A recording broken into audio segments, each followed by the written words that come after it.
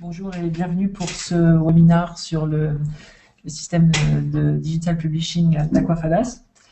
Donc aujourd'hui, nous allons dédier ce webinaire aux bases réellement de l'utilisation du plugin AV Publishing dans InDesign.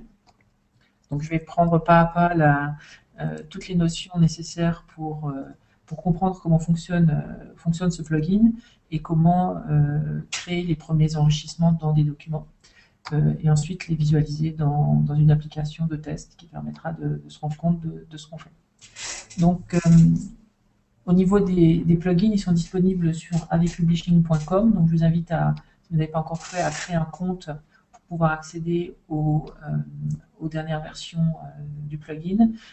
Vous verrez aussi qu'il y a un flux RSS auquel vous pouvez vous abonner qui contient les dernières mises à jour du plugin et donc vous maintenir toujours informé des nouveautés puisqu'on fait régulièrement des mises à jour. On en est, je crois, à la version 1.2.14 et une nouvelle version est prévue dans les jours qui viennent avec beaucoup de nouveautés. Donc voilà, c'est une bonne façon de se maintenir au courant. La newsletter également permet d'être alerté lorsqu'il y a des choses importantes qui arrivent. Voilà, une fois que vous avez téléchargé le plugin, vous allez pouvoir l'installer sur votre poste. Et voilà, donc c'est une procédure assez standard. Une fois que vous lancez InDesign, après avoir installé le plugin, vous allez trouver dans le menu Windows, donc fenêtre extension, deux nouvelles entrées, donc AV Interactivity et AV Project Manager. Ce sont les deux composants que nous installons lorsque le système de publishing est installé. Alors pour ceux d'entre vous qui avaient regardé les webinaires il y a très longtemps, au moment où les premières versions du plugin étaient sorties, nous avions à l'époque aussi besoin d'un composant supplémentaire, d'une base de données externe qu'il fallait lancer avant de lancer InDesign. Tout ça c'est fini. Il suffit d'installer le plugin, d'aller dans InDesign et vous êtes prêt à démarrer à créer avec nos outils. Alors, je vais commencer par regarder le premier composant qui s'appelle donc le Project Manager et vous montrer comment l'utiliser et à quoi il sert. Donc, le Project Manager, c'est le composant qui va vous permettre en fait de gérer vos projets numériques. C'est là que vous allez retrouver la liste de vos projets. Vous allez pouvoir accéder aux documents qui composent chaque projet, puisque un projet, de notre point de vue, peut comporter plusieurs articles, plusieurs documents InDesign. Et donc, c'est depuis cette interface que vous allez les retrouver, que vous allez pouvoir en créer de nouveaux, que vous allez pouvoir aussi les exporter, les publier, mais aussi les exporter si par exemple vous aviez créé des choses avec une version ancienne, ou si vous voulez passer d'une machine à une autre, vous avez des boutons qui vous permettent d'exporter et d'importer des projets qui auraient été faits ailleurs. Alors, je vais commencer par regarder ce qui se passe lorsque je crée un nouveau projet et commenter les différentes étapes de cette création. Donc, lorsque je clique sur le petit bouton plus ici, en bas de ma liste de projets, j'ai une fenêtre de nouveaux projets qui s'ouvre. Et la première chose que je vais pouvoir faire ici, c'est donner un nom à mon projet. Donc,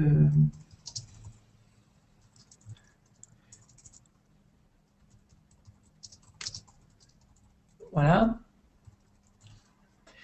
Et je vais choisir le type de projet que je vais créer. Alors, on a en fait deux possibilités lorsqu'on travaille avec le plugin d'Aquafadas, c'est soit créer des documents à partir de documents existants, soit partir de zéro et créer des documents qui seront vraiment conçus pour l'iPad, c'est-à-dire dans lesquels chaque page aura typiquement une longueur ou une largeur en pixels qui correspondra à l'écran de destination, c'est-à-dire qu'on n'aura pas possibilité de zoomer. Je suis sûr que vous avez vu des magazines sur votre tablette qui fonctionnent de cette manière-là, dans lesquels chaque page est une page complètement remaquettée pour l'iPad, dans laquelle il n'y a pas de zoom possible. Donc, cette première variante de contenu s'appelle AVMag. Et ensuite, on a une autre variante qui est, elle, qui s'appelle AVPDF ou AVDoc, qui en fait vous permet de créer des documents sur lesquels vous allez pouvoir zoomer et dans lesquels on va pouvoir intégrer des mécanismes tels que la lecture guidée, ce genre de choses. en général, on crée ce genre de documents à partir de documents existants. Donc ça permet de prendre des documents existants qui ont une maquette qui est n'importe laquelle, qui a des formats de pages aussi exotiques que vous voulez, et de les rendre lisibles sur une tablette, ce qui est une originalité de notre système. Pour l'instant, je vais créer un document en Big Vous voyez que vous pouvez choisir dans quelle orientation vous voulez le créer. Il en faut au moins une.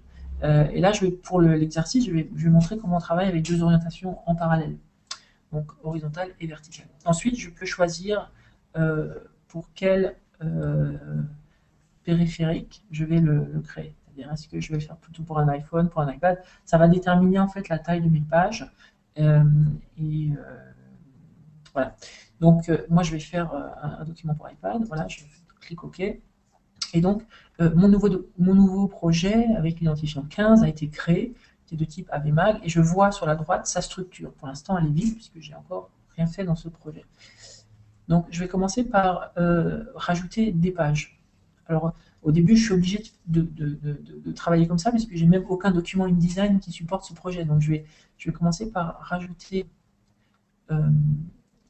des pages. En fait, je vais commencer par rajouter plutôt un article qui contient pour l'instant une seule page. Vous voyez que j'ai un bouton plus sous la première page de mon article qui me permet de rajouter des pages. D'ailleurs, quand je passe ma souris dessus, je vois une petite indication « Ajouter une page ». Voilà. Je vais pouvoir rajouter d'autres articles ensuite à la suite pour créer une structure qui se déploie en fait dans deux directions. Une direction, on va dire, horizontale dans laquelle je passerai d'un article à l'autre, et une direction verticale dans laquelle je passerai d'un écran à l'autre dans le même article. Voilà. J'ai ici un petit bouton qui me permet d'accéder à des commandes et dont on parlera tout à l'heure, mais une des commandes intéressantes, c'est la commande des réglages, qui me permet notamment de changer les propriétés de l'article. Donc je vais par exemple pouvoir lui donner un nom, une description également. Voilà, vous voyez que ce nom apparaît maintenant ici, et on retrouvera ce nom lorsqu'on naviguera dans la structure de l'article, on pourra l'afficher dans le lecteur. Voilà, alors derrière moi, j'ai la page qui s'est créée, un document InDesign a été créé, qui correspond à ce premier article. Si je crée un autre article, j'aurai un deuxième document InDesign qui se construirait sur la droite, etc. J'ai aussi la possibilité de rajouter des articles à partir de gabarits qui sont déjà tout faits. On propose un nombre de gabarits qui sont intéressants. Je vais sauver cette première page. Voilà. Vous montrer à quoi ressemble la sélection de gabarits. Donc j'ai effectivement une page blanche, ou alors je peux avoir des gabarits qui en fait contiennent déjà certains enrichissements. Ça peut être une bonne base de départ pour que vous compreniez comment, par exemple, créer dans cette page, et par exemple des slideshows, comment créer un slideshow, etc. On peut commencer avec des gabarits. Voilà. Donc là, j'ai un article, et je vais maintenant simplement un peu dézoomer ma page derrière moi pour que on puisse regarder comment ça fonctionne. Donc j'ai mon document InDesign s'est ouvert avec une page pour l'instant horizontale. Je vais maintenant faire appel à la deuxième palette du plugin qui s'appelle AVE Interactivity. Alors, même avant de mettre un quelconque contenu dans ma page, je vais regarder cette palette et je vais voir qu'en fait, cette palette donc, va me permettre d'associer de l'interactivité à des éléments qui seront sur la page.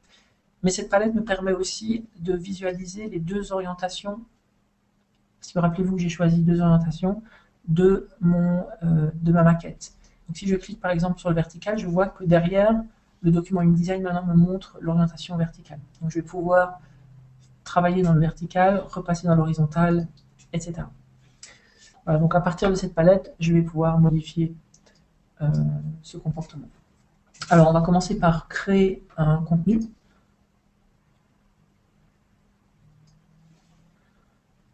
Donc je crée une boîte, et vous voyez que lorsque la boîte est sélectionnée, j'ai ma palette d'interactivité qui se met à jour et qui me propose d'assigner à cette palette, à cette boîte, pardon, une interactivité particulière. Alors en fonction du type de boîte qui est sélectionnée, du type de contenu qui est à l'intérieur, si c'est une image ou si c'est une boîte dont le contenu est pour l'instant pas défini, j'aurai différents types de boutons qui seront activés ou désactivés. J'ai aussi un certain nombre d'interactivités qui ne s'activent que lorsque je suis dans un mode, par exemple, AV PDF. Ici, quand je suis dans un magazine, par exemple, la partie Reflow et l'interactivité Smart Reading, donc il y a la lecture guidée, sont inactives. Voilà, donc la première chose que je vais faire, c'est vous montrer comment travailler avec un slideshow. Donc on va transformer cette boîte en diaporama. Alors là, j'ai deux options. Soit je crée un diaporama simple, soit je crée un diaporama avec des petites imagettes sur le côté. Je peux spécifier à la fois la position de ces imagettes et leur nombre. Je vais faire très simple pour l'instant. Je vais simplement créer un diaporama simple, donc pas d'imagette particulière. Et donc là, je suis maintenant dans l'écran de configuration du diaporama. Donc si je sélectionne, je reviens, voilà.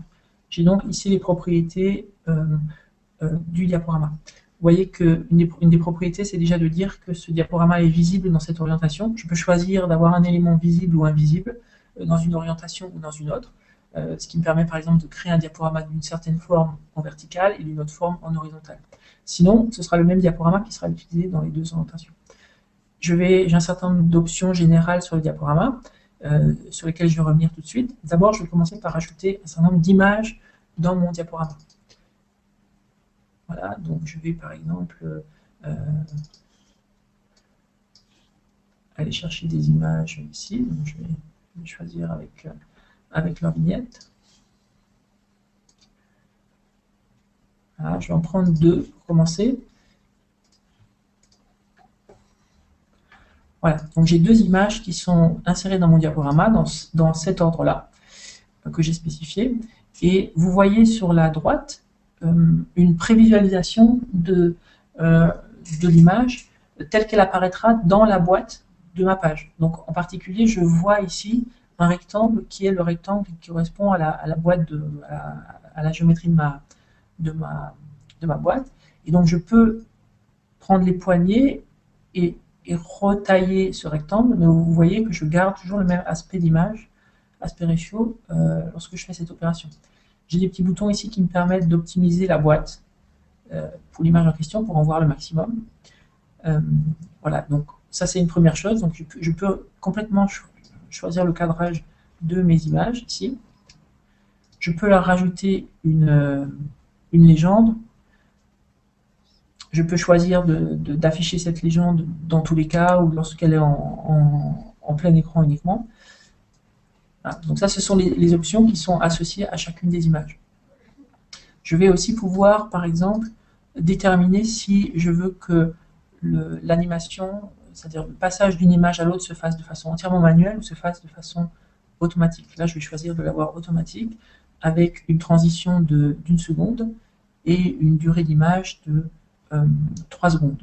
Donc les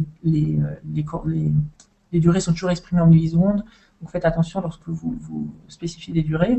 Je peux choisir aussi l'effet de passage d'une image à l'autre. Est-ce que je veux que ce soit un balayage ou est-ce que je veux que ce soit un fondu? Voilà. Donc on va déjà regarder ce qui se passe lorsqu'on génère notre contenu avec un autre document avec ce contenu. Peut-être que la seule chose que je vais faire ici sur les réglages généraux du slideshow, c'est de permettre de passer en plein écran. Voilà. Vous voyez, donc il y a toute une série d'options qui vous permettent de totalement configurer la façon dont ce slideshow va se comporter dans votre page. Voilà. Je vais sauver et je vais retourner vers mon gestionnaire de projet pour essayer d'obtenir une prévisualisation de ce que j'ai fait sur mon iPad. Alors comment ça fonctionne? Alors la première chose à faire, c'est que on va en fait sélectionner son projet et on va aller dans le bas des commandes ici de ma palette Project Manager et choisir l'option Publication. Alors, publication, ça veut simplement dire fabrication d'un fichier numérique à partir de l'ensemble des documents, de l'ensemble des composants du projet. Ici, en l'occurrence, j'ai qu'un seul article avec une seule page. Voilà, donc je clique sur publier, il me dit que certains articles, donc le numéro 20, celui que sur lequel je viens de travailler, doivent être générés. Voilà, je dis oui. Donc là, ce qui va se passer, c'est que il va en fait travailler sur le contenu. Il va invoquer Photoshop en tâche de fond pour faire le retaillage des images, calculer les previews. Et lorsqu'il a fini, voilà, il me dit qu'il a fini. Mais j'ai toujours rien à montrer en fait. Il a simplement fabriqué un fichier qu'il a stocké sur le disque quelque part pour moi. Maintenant, pour le prévisualiser, je vais utiliser une application sur iPad. Alors, pour que ce soit facile, dans le cadre de la démo, je vais utiliser en fait un simulateur d'iPad, mais c'est tout à fait pareil lorsque vous avez un vrai device à côté de vous. Cette application s'appelle MyKiosk. Vous pouvez la télécharger gratuitement sur l'App Store. Elle vous permet en fait de servir de studio de test de vos documents. Alors lorsque vous la lancez, elle est vide, elle contient aucun document. Et vous avez ici un petit bouton de réglage qui vous permet d'activer ou de désactiver les transferts. Donc, au moment où vous activez le transfert, vous verrez qu'une adresse HTTP apparaît ici. Cette adresse, vous pouvez l'utiliser depuis votre navigateur pour vous connecter sur votre iPad via MyKiosk. La contrainte, c'est que vous soyez sur le même réseau que l'iPad. Voilà. Donc, moi, en l'occurrence, je vais simplement activer. Je retourne dans InDesign et j'ai un petit bouton ici qui s'appelle « Envoyer vers MyKiosk ». Alors là, ce qui se passe, un peu comme par magie, en fait, InDesign va détecter toutes les instances de MyKiosk qui sont en train de tourner. Ici, vous voyez que je ne suis pas le seul à utiliser MyKiosk sur ce réseau. Mais voilà, ça c'est le mien. Et donc, je fais « Envoyer ». OK. Donc, si je retourne dans MyKiosk, je vois maintenant un document, une page blanche qui vient de s'afficher. Vous voyez déjà, je retrouve le nom de mon projet, mon webinaire sur les bases. Et je vais cliquer sur lire. Alors, première chose, déjà, je vais me placer en horizontal puisque tout le travail que j'ai fait pour l'instant, rappelez-vous, était en horizontal. J'avais bien calé mon diaporama sur les bords de mon écran et je retrouve effectivement mon diaporama qui défile automatiquement avec la temporisation que j'avais spécifiée. Et je peux normalement cliquer sur une image et je passe en plein écran. Là, il n'y a plus d'animation en plein écran, je suis totalement manuel. Voilà. Double-clic à nouveau pour repasser dans la page et la temporisation reprend le dessus. Voilà. Si je tourne, là, je passe en vertical, eh bien, je vois que le composant existe aussi et il est actif en vertical, simplement il a une position qui est tout à fait différente. D'ailleurs, je n'y ai pas touché pour l'instant, il a choisi un peu de lui-même. Donc si je reviens maintenant sur mon document, je vais pouvoir, à partir de ma palette, cliquer sur le vertical ici, et je vais pouvoir disposer le document. Alors ici, ce qui se passe, c'est que dans le cas de diaporama, il faut faire un peu attention parce que en vertical et en horizontal, lorsque les géométries sont lorsqu'on fait un travail dans une orientation, l'outil va en fait calculer va optimiser les images pour cette orientation, donc en particulier leur taille, leur aspect, etc. Et là, je peux très bien me retrouver dans une situation où je vais, dans cette orientation-là, avoir un résultat qui ne me convient pas. Donc, dans le cas de diaporama, c'est probablement une bonne idée de le rendre invisible et d'en recréer un autre qui soit à ce moment-là parfaitement calé sur, par exemple, une autre mise en page, afin de retrouver un résultat qui soit convenable. Voilà. Donc, je peux rapidement le faire. Je vais simplement aller chercher une autre image. Voilà. Vous voyez ici que la géométrie va être différente. Prendre celle-là, hop, voilà. J'ai deux images. Très bien. Alors, un autre aspect qui pourrait être intéressant, sur lequel on peut revenir rapidement, c'est lorsque je regarde la prévisualisation de mon document ici, lorsque même lorsque je suis en lecture de mon document et que je regarde quel est son plan, je me rends compte que j'ai en fait des pages blanches, tout simplement parce que, conformément à ce que je vois sur InDesign, j'ai pas de la prévisualisation de ma page ne montre pas l'enrichissement, ne montre pas le diaporama. Donc c'est toujours une bonne idée d'aller en fait chercher une image que je vais coller à l'intérieur de mon bloc, même si ce bloc est enrichi, afin d'avoir, dans le cadre du calcul de mes previews, de mes imagettes, ne pas avoir une image blanche. Voilà. Je vais maintenant regarder simplement la création d'un bloc de texte et vous montrer comment travailler dans les deux orientations.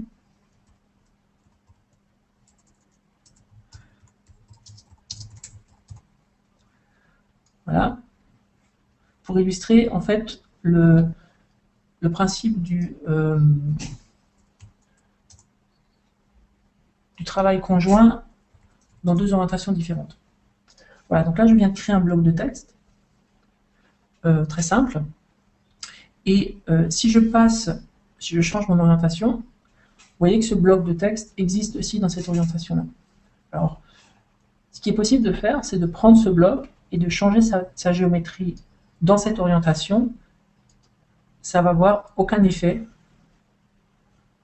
sur cette orientation-là. Par contre, si je dis que finalement, j'ai fait plusieurs voyages au Japon, que je repasse dans l'autre orientation, vous voyez que les blocs sont synchronisés.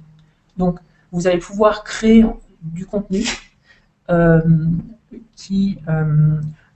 les deux orientations en limitant le travail, simplement parce que les blocs vont être synchronisés d'une orientation vers l'autre. D'ailleurs, je m'aperçois, en revenant dans cette orientation verticale, que le nouveau slideshow que je viens de créer, évidemment, est apparu ici, puisque je ne l'ai pas désactivé, donc il faut absolument que je le désactive. Voilà.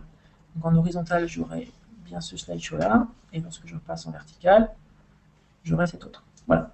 Donc, les principes de travail ici, lorsqu'on travaille dans deux orientations, faire attention à optimiser les composants pour l'une ou l'autre. Donc, ici, en l'occurrence, je change la géométrie de mon slideshow et je vais peut-être même changer mon slideshow d'une orientation vers l'autre. Lorsqu'il s'agit de texte, je bénéficie de la synchronisation des blocs, ce qui me permet de faire le travail qu'une seule fois.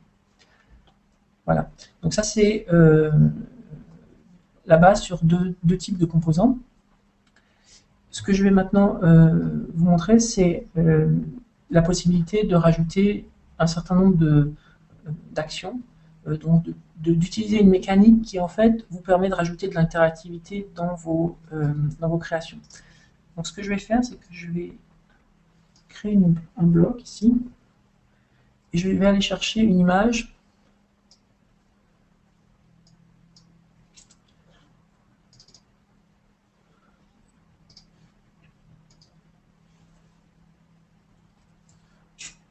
de bouton.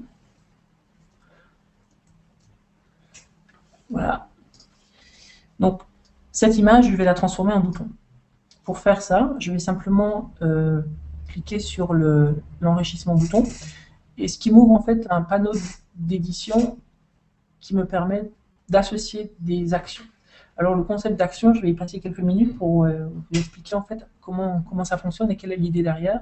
C'est que en fonction du composant, on va vouloir rajouter de l'interactivité, c'est-à-dire le déclenchement de certaines opérations au clic, enfin au tap, éventuellement au glisser, mais ça peut aussi être, par exemple, dans le cas d'une vidéo, à la fin de la lecture d'une vidéo, être capable de déclencher un événement lorsque la vidéo est finie, ou lorsqu'on arrête de la lire, lorsqu'on la met en pause, etc.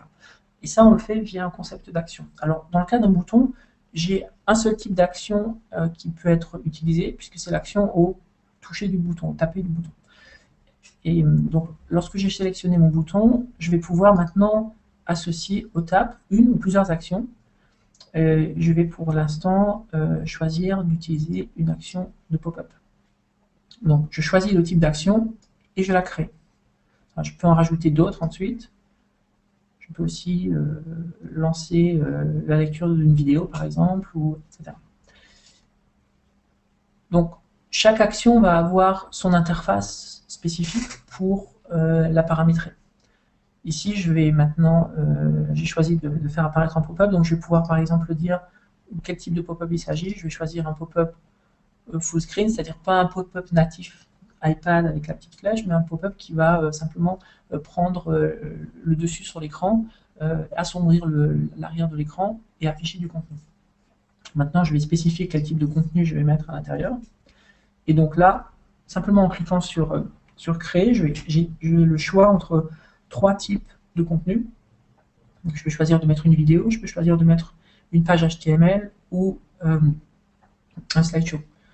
Je peux par exemple choisir de prendre une page HTML. Là, je vais déterminer la taille de mon pop-up en pixels. C'est toujours bien de se rappeler quelle est la taille d'un iPad, c'est 1024 par 768. Donc, si je fais par exemple un pop-up qui fait 700 de large et 700 de haut, je vais pouvoir lui associer donc une page HTML, soit via un fichier que j'inclurai à ce moment-là dans mon document, soit via une URL. Donc là, je vais par exemple choisir d'aller sur un site, prenons celui-là par exemple. Voilà. Je vais pouvoir déterminer si la page web que je vais afficher va être interactive. Est-ce que je vais pouvoir continuer à naviguer dans le site? Est-ce qu'elle va être scrollable? Est-ce qu'elle peut se mettre à l'échelle? Alors c'est très important lorsqu'on a des animations HTML par exemple qu'on veut inclure dans du contenu. Le fait que ce soit défilable n'est pas forcément désirable. Donc ça peut être une bonne idée de le désactiver. Ici, moi, je veux simplement pouvoir naviguer dans un site, donc j'active tout. Voilà. Je peux spécifier une image qui sera utilisée dans le cas où j'ai pas de réseau. Donc c'est une bonne idée, par exemple, de mettre une image de réseau indisponible dans le cas où il n'y a pas de réseau. Et je peux aussi spécifier s'il y a un effet Ken Burn sur cette image. Ouais, on peut faire pas mal de choses rien que sur un pop-up. Voilà, donc là mon pop-up est créé, il est associé à ce bouton et je vais simplement vérifier ce qui se passe au niveau de la géométrie de mon bouton dans l'autre orientation. Vous voyez que en fait ma géométrie n'était pas très bien choisie, donc je vais simplement déplacer. Je vérifie au passage que ça n'a pas modifié la géométrie dans l'autre orientation. Et je vérifie également que le pop-up existe, enfin ce bouton est bien enrichi sous forme de pop-up dans cette orientation également. Je sors et je vais maintenant générer. Donc pour générer, je reviens sur mon projet, je fais publier.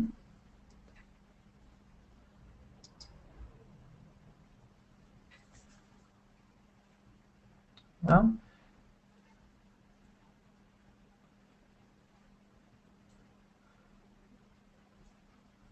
Donc en fonction de la longueur du nombre de pages du document, ça peut prendre plus ou moins de temps. Lorsque vous avez découpé votre document en articles, c'est-à-dire en projets InDesign différents, la publication en fait ne va devoir régénérer que les articles qui ont été changés. Donc vous allez pouvoir comme ça travailler de façon incrémentale, c'est-à-dire travailler sur le premier article, le finir, le finaliser, passer sur le second, et l'action de publication sera évidemment ne vous coûtera que le temps de la génération des nouveautés.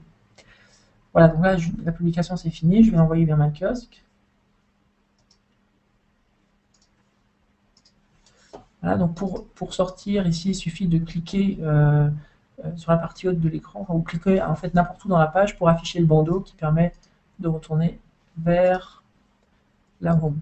Alors là, vous remarquez que on avait fait ce changement dans l'image, on avait associé une image au slideshow et du coup, mon imagette est bien plus jolie puisqu'elle représente effectivement maintenant ma page.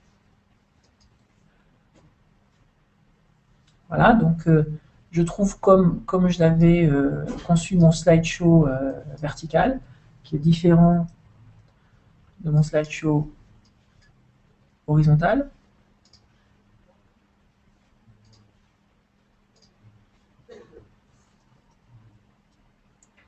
Voilà, Dans ce cas-là, j'ai une imagette qui est bien construite. En horizontal, j'aurai un petit peu de travail à en faire pour faire la même chose et avoir une belle image. C'est important de le faire.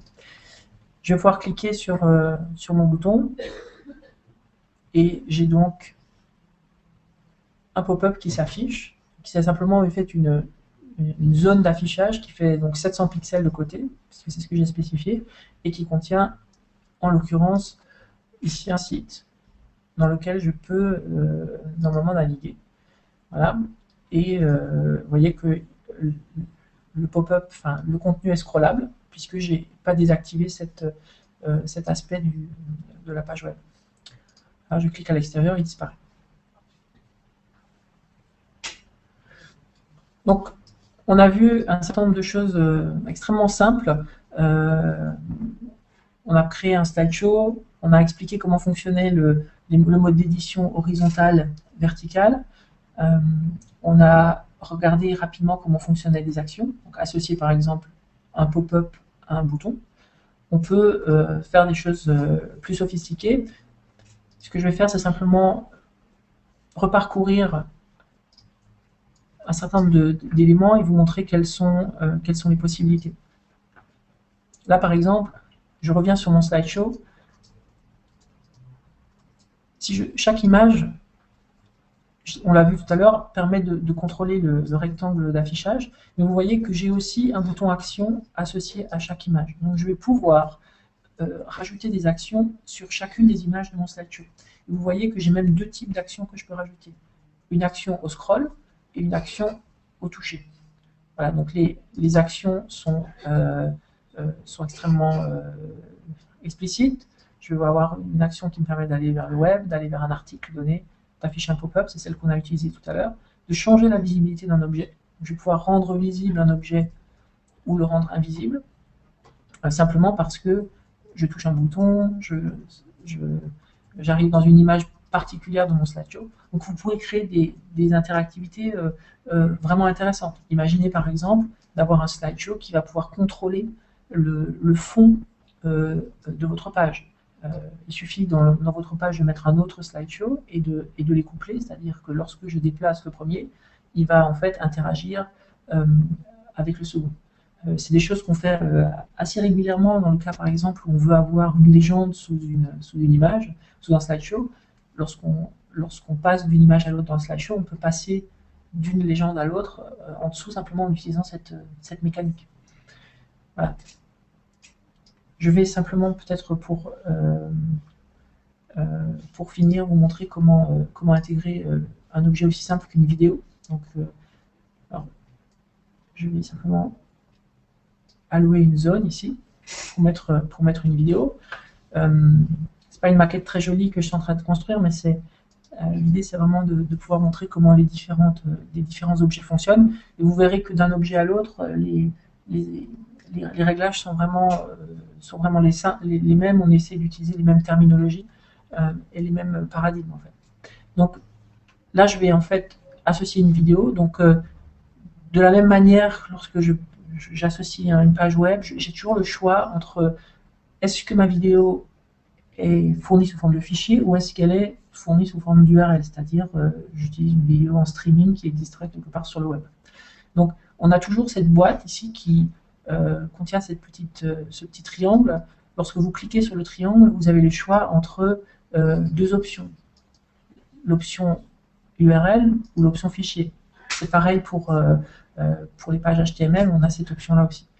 Et donc si je choisis URL et que je referme mon petit triangle, je vois que c'est bien URL que j'ai choisi ici. Voilà, dans mon cas, je vais aller chercher une vidéo sous forme d'image. Donc avec les vidéos, il faut faire un peu attention, il faut que vous soyez sûr que le format dans lequel est encodée votre vidéo est compatible avec le périphérique dans lequel vous allez la lire. Donc sur l'iPad, il faut typiquement que ce soit du MPEG 4 avec une spécification que vous pouvez trouver sur le site d'Apple, vérifier que ça fonctionne avant de l'inclure. Voilà. Donc ici, j'ai choisi de l'inclure sous forme de fichier. J'ai un certain nombre d'options. Est-ce que, par exemple, ma vidéo est uniquement en plein écran? Est-ce qu'elle se lance automatiquement? Est-ce qu'elle boucle? Et on a aussi pour le son et la vidéo une notion de canal. L'idée étant que deux objets qui sont sur le même canal sont exclusifs. C'est-à-dire que si j'ai par exemple un son sur le canal 0 que je lance et que j'ai un autre son que je lance aussi sur le canal 0, il va éteindre le premier son qui était lancé pour éviter que les sons se télescopent. Par contre, je peux très bien vouloir, dans certaines situations, avoir un son qui soit par exemple un son d'ambiance sur le canal 0 et d'avoir mes sons, par exemple le dialogue, sur le canal 1. Donc ils ne vont pas éteindre le son sur le canal 0 lorsqu'ils se lanceront. Voilà, c'est ça l'idée, c'est de pouvoir garder un côté exclusif, et c'est la même chose avec les vidéos. Voilà, donc j'ai une vidéo, qu'est-ce qui se passe à la fin? Est-ce qu'elle s'arrête? Et quel type d'action je vais lancer à la fin de ma vidéo? Donc je vais pouvoir, par exemple, à la fin de ma vidéo, lancer une action qui serait d'aller à la page suivante. C'est tout à fait possible. Voilà, donc simplement, j'ai donc créé cette vidéo, je vais la mettre en autoplay. Autoplay, va simplement lancer la vidéo dès que j'arrive dans la page. Sinon, la vidéo sera invisible. Donc, il faudra prévoir une image sur laquelle je vais pouvoir taper pour que la vidéo apparaisse. Voilà. Je vais donc... alors, cette vidéo, elle est positionnée maintenant sur cette orientation. Je vais aller là, changer la géométrie. Donc, rappelez-vous, la géométrie des objets n'affecte que l'orientation dans laquelle elle est modifiée, n'affecte pas l'autre. Les géométries peuvent être indépendantes sur les différentes orientations. Je vais sauver mon projet et je vais le régénérer.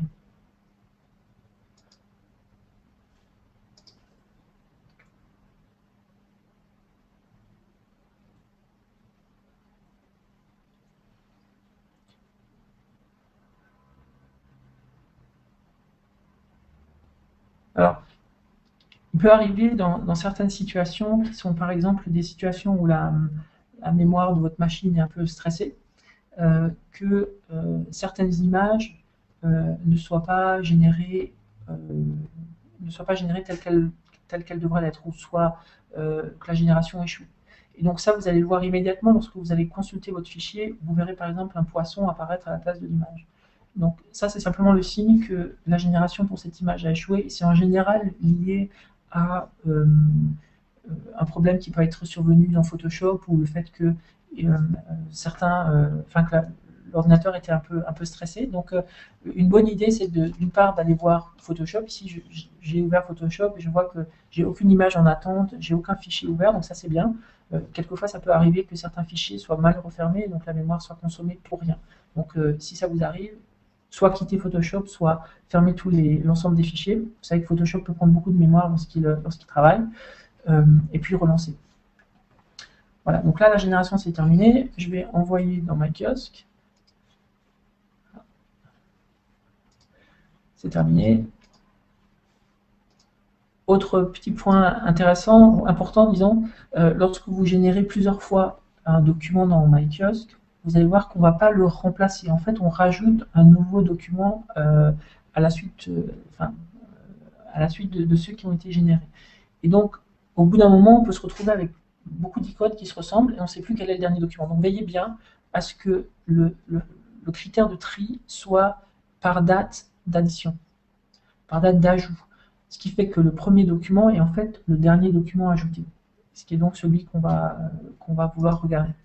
On peut des fois se faire piéger par le fait que on a un critère de tri différent, et donc du coup le document qu'on vient de générer n'est pas du tout là où on l'attend. Voilà, donc j'ai ici dans cette orientation la vidéo qui démarre automatiquement. Si je clique sur la vidéo, j'ai accès donc aux différentes parties du contrôleur. Je peux passer en plein écran, bien évidemment. Lorsque je passe dans l'autre orientation, vous voyez que la vidéo se lance également automatiquement, puisque c'était le réglage. Ce réglage est commun d'ailleurs aux deux orientations. On ne peut pas avoir des réglages différents. Et simplement, la géométrie respecte la géométrie que j'ai spécifiée dans mon document de départ. Voilà, donc c'était vraiment une petite session sur les bases. de l'utilisation du plugin. J'espère que ça vous permet de comprendre un peu comment fonctionne ce système. Vous voyez qu'on a déjà un certain nombre de composants qui sont fournis par défaut et qui comprennent beaucoup d'options en eux-mêmes. Donc vous allez pouvoir, même avec un slideshow et des actions bien connectées, créer des interactivités tout à fait intéressantes. Il y aura très bientôt un grand nombre de nouveaux composants qui apparaîtront et qui permettront encore d'autres possibilités. Voilà, je crois qu'on va s'arrêter là. Si vous avez des questions, contactez-nous sur publishing@aquafadas.com ou support@aquafadas.com si c'est vraiment des questions de support. Venez régulièrement sur les forums, posez vos questions si vous en avez, regardez quelles sont les réponses qui sont données, les informations qui sont données sur les forums. Et voilà, je vous invite vraiment à interagir avec nous pour que cette solution soit encore meilleure dans les semaines et les mois qui viennent. Voilà, bonne création. Au revoir.